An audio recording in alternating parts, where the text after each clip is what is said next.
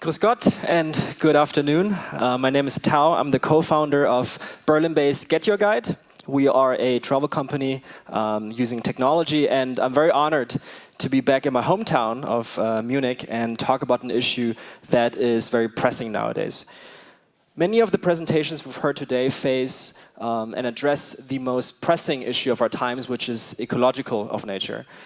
That said, there are many, many other issues in our worlds today that are caused by an increasing amount of demand that is not matched by how we deal on the supply side. And those challenges are, in our case, when it comes to over-tourism, especially of the cultural and socioeconomic kind. So I'm here today to address the issue of over-tourism in terms of what causes it, what are some of the symptoms that we observe, and what are some ways out of over-tourism that we must face and address today. Before we start, let me just tell you a little bit of why we should talk about over-tourism and why we're acquainted with the topic.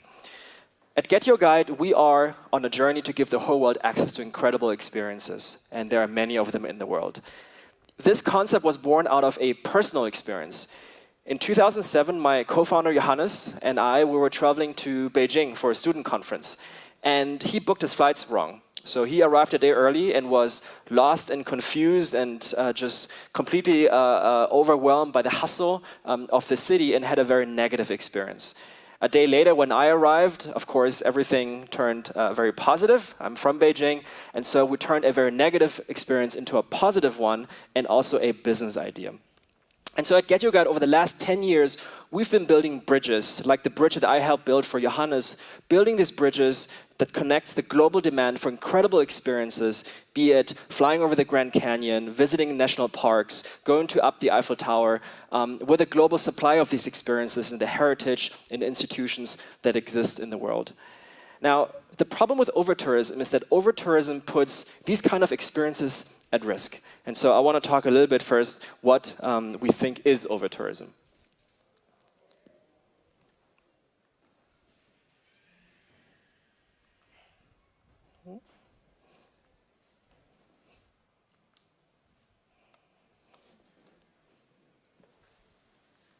Can I just wave and you go to the next slide? Oh. One of the trends that we see, obviously, is an increasing demand for travel. And over-tourism can very much be defined by the unsustainable burden that we're putting on the cities that hurts three things. Number one, there is a degraded visitor experience. Clearly, visiting iconic attractions nowadays is very, very different than maybe 50 years ago. Secondly, we risk the preservation of cultural and natural treasures of many of the world's main destinations. And last but not least, there is a risk that we're driving a wedge and create a rift between travelers and locals. Let's talk about the first problem. How many of you have stood in line for, let's say, an Eiffel Tower or some major attraction and waited hours and hours in line? How many of you maybe traveled to a destination and have not been able to maybe see the Last Supper because the tickets were completely sold out? How many of you stood in front of, for example, the Mona Lisa, hoping for a quick glimpse, only to be overrun by the hundreds and hundreds of selfie takers? And so clearly the planet is becoming crowded. It's not the same lonely planet that maybe the generations before us have been able to experience. And that is probably, from a consumer side of things, the most visible side of over-tourism. However, going beyond the selfish reasons of over-tourism, we have to, of course, deal with the fact that these treasures are there to be preserved for future generations. A lot of these natural and cultural institutions are there to tell stories and mark things that have happened in history that go beyond the enjoyment of individuals. And this clearly is one of the main problems if we think about major museums where an inattendant customer just breaks a vase and destroys hundreds of years of history. And last but not least, and maybe this is because I'm an immigrant who has lived in 5 different countries, this is something that I care about a lot, which is travel is supposed to bring cultures together. Especially in these turbulent times when we talk more about building walls than to build bridges, this is something that truly matters. Travel is a positive thing with some negative consequences we want to deal with. However, one of the problems is if we don't treat the local communities with respect, with dignity, and sometimes with the space that locals deserve, we are increasingly turning them from ambassadors to antagonists. We're already seeing this in Barcelona, for example, when you saw these graffitis saying tourists are terrorists. And clearly, this is not a situation that is sustainable and also desirable, because travel is a positive thing. So that is a positive message to be preserved. So let's talk about what causes overtourism. Clearly, the population has not grown by 10x in the last 50 years. However, what has changed are patterns on the consumer side that cause an overflow of the demand. The first one is a simple statistic. 60, 70 years ago, in 1950, about 25 million trips were taken. Today, that number has ballooned to more than 1.4 billion trips. In part, that is through the common availability of low-cost airlines, alternative accommodation, but also a rising middle class. Now, I think it's important to note that this is a positive thing, in fact. So, whereas in the past, travel was something that only the elites could do, now we're democratizing the freedom of access that allows everyone to bridge cultures, learn about the histories of different societies, and build the connections with foreigners in order to bring some of that spirit home as well. The second trend that's causing overtourism is that experiences are becoming the new possessions. And this is one of the defining trends of the 21st century. Many studies, including a recent one by McKinsey, have shown that the consumption of experiences is now outrunning the consumption of goods by a factor of 4. We're seeing this in the travel industry as well, because our industry of experiences and tours and attractions is growing at 4 times the speed than the trend of booking hotels or flights. And of course, consumers are growing increasingly aware that the memory of a beautiful dinner with loved ones or taking in the beautiful sights of Petra will last way longer than the memory of what you got for Christmas last year.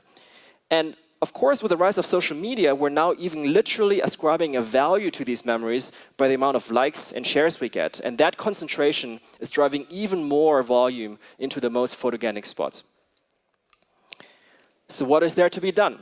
On one hand, we have the negative consequences of a degrading customer experience, where the future generations may not be able to have the same travel experience that we have had.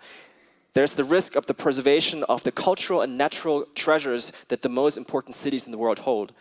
And there's the risk that we're driving a rift between locals and travelers. Now, on the other hand, you have the positive effects. You have the increasing freedom that so many people are now able to travel the world and build connections with places and people in foreign lands. We're proposing multiple levers. At GetYourGuide, one of the things that we are doing is deploying technology. The first one sounds very simple to maybe some of you, but it's really just digital ticketing. Through digital ticketing, you're able to forecast, predict, and plan for overcrowding. Another benefit of digital ticketing is it shortens the lines at some of these major attractions.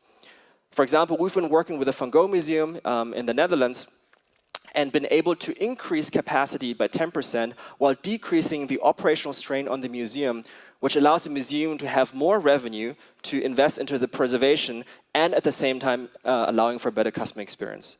Another example is you can use dynamic pricing to increase the loads in shoulder season and decrease the load in peak season. So you're simply using pricing. And that is something, for example, that we've rolled out with the Moulin Rouge over the last 12 months. A second thing that we can do, and a lot of travel companies now doing, is to promote off-the-beaten-path experiences. Now, clearly, Paris is not just the Eiffel Tower, and London is not just the Tower Bridge, but there's so many more riches and wealth in those places to see and visit. So in our app, we recommend off-the-beaten-path things, cooking classes, and other things you can do. Or in our own design tours, like GetYourGuide Originals, we can, for example, start the tour to the Acropolis in the shade of the crowds, tell you the story, and then have you go up and allow you to experience the splendors of that destination. Last but not least, we encourage travelers to offset the negative effects of their activities. So for example, in the recent flooding in Venice, we've now implemented a donation features where customers can voluntarily donate an additional amount for the preservation of these institutions. And with this Doge's Palace in St. Mark's, we've been able to get 20% of customers to donate voluntarily to these institutions. And that is something we're rolling out to even more attractions around the world. This is only the things we can do. Clearly, more needs to be done by communities and by destinations. The first thing we think is that cities need to invest into building the infrastructure to allow for an increasing demand from travelers. Number two, tourism boards need to be promoting off the beaten path things. And some role modeling in tourism boards such as the Netherlands or Japan already doing this with resounding success. Also, just as we're putting a price on carbon, we need to be putting a price on the pollution and the noise and the damages that travelers are causing in these cities through sensible, moderate, but nonetheless necessary consumption tax for travelers. Last but not least, there's also something that we need to do as travelers. There's always the notion that we should travel like a local, live like a local, belong anywhere.